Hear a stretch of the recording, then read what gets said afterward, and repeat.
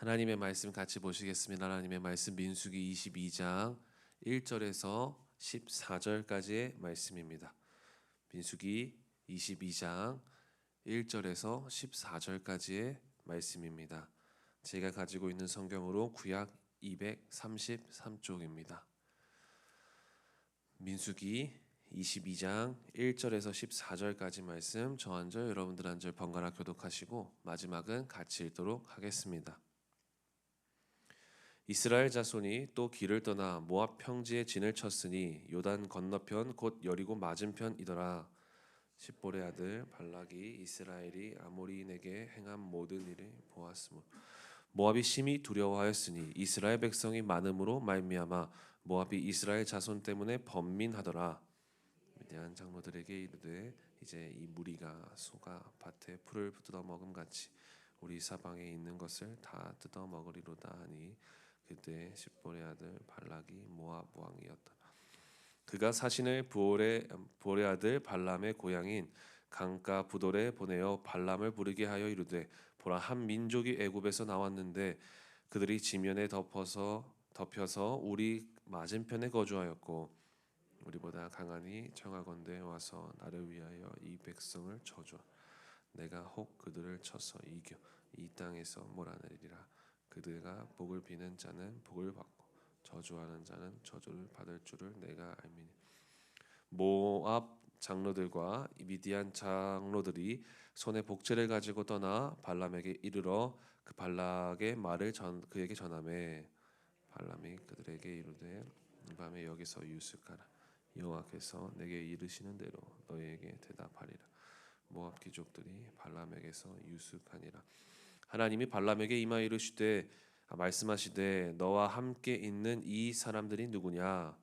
발람이 하나님께 아뢰되 모압 왕 십볼의 아들 발락이 내게 보낸 자들이니이다. 이르기를 보라 애굽에서 나온 민족이 지면에 덮였으니 이제 와서 나를 위하여 그들을 저주하라. 내가 혹 그들을 쳐서 몰아낼 수 있으리라 하나이다.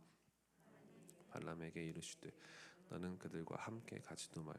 그 백성을 저주하지도 말라. 그들은 복을 받은 자들이니라.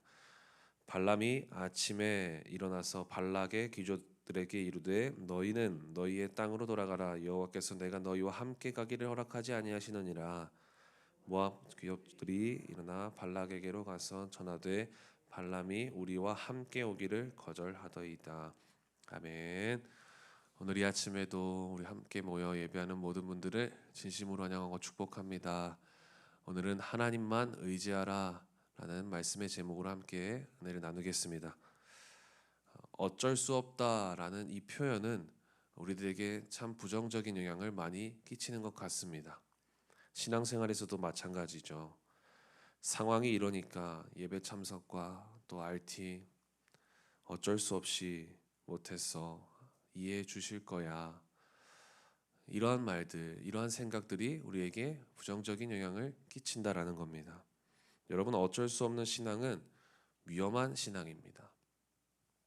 우리는 어쩔 수 없는 신앙보다 확실하게 하나님만을 의지하는 그런 신앙의 사람들을 또 그런 신앙의 삶을 살아야 될 줄 믿습니다. 오늘 본문엔 어쩔 수 없다라는 핑계로 하나님을 바라보지 못하고 내 마음대로 내 뜻대로 나의 능력대로 그렇게 살아가는 인물들이 등장합니다. 바로 발락과 발람입니다. 어제 본문까지 이스라엘은 아모리와 싸워 또한 비산과 싸워 그 땅을 차지합니다. 이제 이러한 이스라엘 백성들의 이 승승장구의 모습을 보고 이 모압의 왕 발락이 이렇게 반응하게 되어집니다. 2절 3절 말씀인데요. 발락이 이스라엘이 아모리인에게 행한 모든 일을 보았으므로 모압이 심히 두려워하였으니. 이러한 이스라엘 백성들의 이 승승장구, 이제 가나안 땅을 앞둔 이스라엘 백성들의 모습을 보고 모압의 왕 발락은 지금 두려웠습니다. 무서웠습니다. 그래서 그는 어쩔 수 없이 미디안 장로들과 의논하여 그 유명한 발람에게 찾아갑니다. 여러분, 발람은 누구입니까? 점쟁이, 주술가였습니다. 5절, 6절 말씀에 보니까요. 5절 끝에 중간쯤에 발람을 부르게 하여 이르되 6절 말씀에 청하건대 와서 나를 위하여 이 백성을 저주하라. 내가 혹 그들을 쳐서 이겨 이 땅에서 몰아내리라. 그대가 복을 비는 자는 복을 받고 저주하는 자는 저주를 받을 줄을 내가 알미니라. 이스라엘 백성들을 지금 저주해 달라고 발람에게 요청하게 됩니다. 지금 발락과 미디안 장로들은 영적인 문제를 잘못된 용어로 해석하고 그것으로 해결하려고 한 것입니다. 저희 교회 이야기는 아니지만 오늘날 교회 안에 항존직 직분을 가지고 계신 분들 중에 많은 분들이 점집에 다닌다는 이야기를 듣고 충격을 받았습니다. 발락은 바알 신을 숭배하는 신앙적 배경을 가지고 있습니다. 그러니까 어쩔 수 없이 이 발락은 당연히 그렇게 해왔던 대로 했을 것입니다. 그러나 하나님을 믿고 따른다고 하는 그리스도인들도 악한 영들의 이야기를 들으려고 한다는 것이 문제인 것입니다. 여러분 참신이시고 참 능력 되신 하나님만을 의지하시는 저와 여러분 모두가 되길 소망합니다. 다른 어떤 세상적인 것에 내 귀를 갖다 대고 그것에 내 마음이 빼앗겨 그것의 이야기를 따라가는 것이 아니라 오직 참신이시고 가장 좋은 곳으로 이끄시는 그 하나님만을 의지하시기를 소망합니다. 발람은 이러한 발락의 요청에 어떠한 반응을 보입니까? 8절 말씀에 보니까 발람이 그들에게 이르되 이 밤에 여기서 유숙하라. 여호와께서 내게 이르시는 대로 너희에게 대답하리라. 하나님께 물어보겠다라고 합니다. 이 주술가가 하나님께 물어본다. 저는 여기서 그래도 발람은 하나님을 따르는 선지자였지 않았을까라는 의심을 하게 되어집니다. 그러나 발람은 단지 이스라엘의 문제니까 이스라엘의 신인 하나님께 물어보겠다. 그냥 여호와 하나님의 이야기를 들어보겠다라고 한 것이죠. 그런데 발람이 이스라엘 하나님의 존재를 알았다면 그 하나님의 존재를 알았다면 단칼에 거절했었어야 됩니다. 그러나 단칼에 거절하지 못하죠. 일단 하나님의 뜻을 기다려보고 하루 정도 쉬었다 가세요. 이렇게 이야기를 합니다. 왜 그럴까요? 7절 말씀에 뭐라고 써있죠? 그들이 가져온 복채. 이 물질 때문에 이 복채 때문에 마음이 빼앗겼다라는 겁니다. 물질에 눈이 멀어 아쉬우니까 하나님께 좀만 물어보자. 이렇게 이야기를 하는 것입니다. 만약 제대로 된 선지자였으면 하나님의 존재를 알고 하나님을 두려워할 줄 아는 하나님의 시선이 지금 어디로 가고 있는지 알고 있는 선지자였다라면 발락의 사신들을 바로 돌려 보냈어야 됐습니다. 아니야, 괜찮아 하고 돌려 보냈어야 됩니다. 하나님의 백성들이 당연히 잘 되어야 하기에 이 발락의 이런 말도 안 되는 요구에도 아랑곳하지 않았어야 됐습니다. 그러나 이 발람의 이름의 뜻이 무엇입니까? 발람은 파괴자라는 뜻입니다. 그리고 이 발람이 거주하고 있었던 이 부돌이라는 지방은 주술사들이 거주하던 곳이란 뜻입니다. 그러니 파괴자이며 이 주술사인 발람은 하나님의 뜻대로 이스라엘 백성들이 잘 되던 말던 중요하지가 않았습니다. 모압이 가져온 복채에 눈이 멀은 것이죠. 그리고 그들을 유숙하게 합니다. 여러분 그런데 그렇다고 뭐 발람이 이스라엘 백성들을 저주하였습니까? 발락의 이야기를 들어주었습니까? 또 그렇지도 않습니다. 14절 말씀에 보니까 발람이 우리와 함께 오기를 거절하더이다. 함께하지 않았습니다. 거절하였습니다. 그런데 이 거절은 자신이 자의적으로 선택한 그런 거절이 아니었습니다.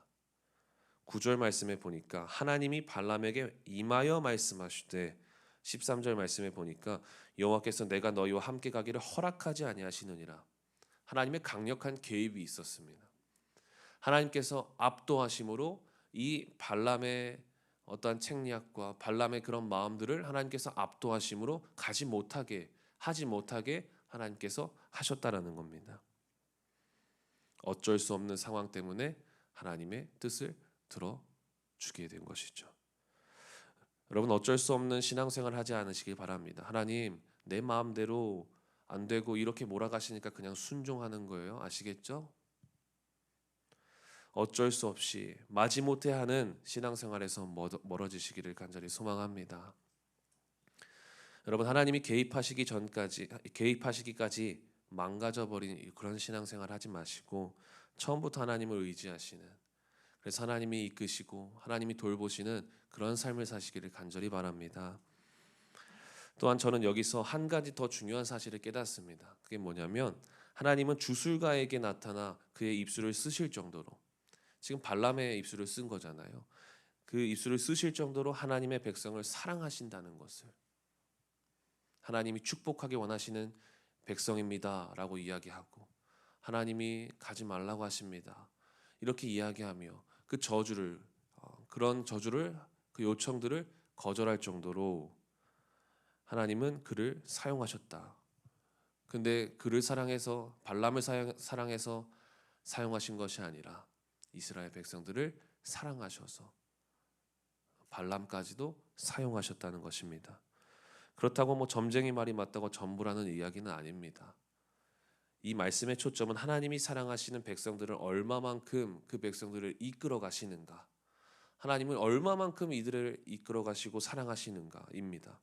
그렇게 수도 없이 하나님을 원망하고 한숨 쉬고 불평하고 어제 말씀 들은 것처럼 계속해서 하나님을 대적합니다. 그럼에도 불구하고 하나님은 그들을 외면하지 않으신다는 것입니다. 여러분, 우리도 마찬가지이죠. 우리도 수없이 하나님을 원망하고 외면하고 따져도 하나님은 여전히 우리를 구원으로 인도하시고 계속해서 가나안으로 인도하시며 또한 이 땅에서 앞으로 가게 될 천국을 살게 하시는 줄 믿습니다. 오늘 하루 발람처럼 어쩔 수 없는 그런 삶을 살고 어쩔 수 없는 삶을 선택하는 것이 아니라 먼저 하나님을 사랑하고 하나님만을 의지하여 그 하나님의 사랑, 하나님의 인도하심을 마음껏 누리시는 저와 여러분 모두가 되기를 간절히 소망합니다. 기도하겠습니다. 주님, 감사합니다. 오늘도 우리를 사랑하셔서 우리에게 필요한 말씀 해주심에 감사드립니다. 하나님, 우리가 세상의 소리를 의지하지 않고 그 세상의 소리 때문에 어쩔 수 없이 하나님께 나아가는 것이 아니라 당당하게 믿음으로 처음부터 하나님만을 의지하며 살아가는 우리의 삶이 될 수 있도록 주님께서 인도하여 주옵소서. 그렇게 하지 못하고 또한 죄 가운데에, 또한 마음의 어려움 가운데 넘어져 또다시 하나님을 원망하고 하나님을 등졌을지라도 하나님은 우리를 사랑하셔서 끝까지 우리를 인도하신다는 것을 잊지 않게 하여 주시고 더 하나님만을 의지하고 더 하나님께 붙어있는 우리 모두가 되어질 수 있도록 하나님 은혜를 베풀어 주시옵소서. 가지고 나온 기도의 제목들 많이 있습니다. 주님, 응답하여 주시고 먼저 그의 나라와 그의 의를 구하는, 더하시는 하나님을 경험하는 우리 모두가 되게 하여 주옵소서. 감사드리고 예수님의 이름으로 기도하였습니다. 아멘.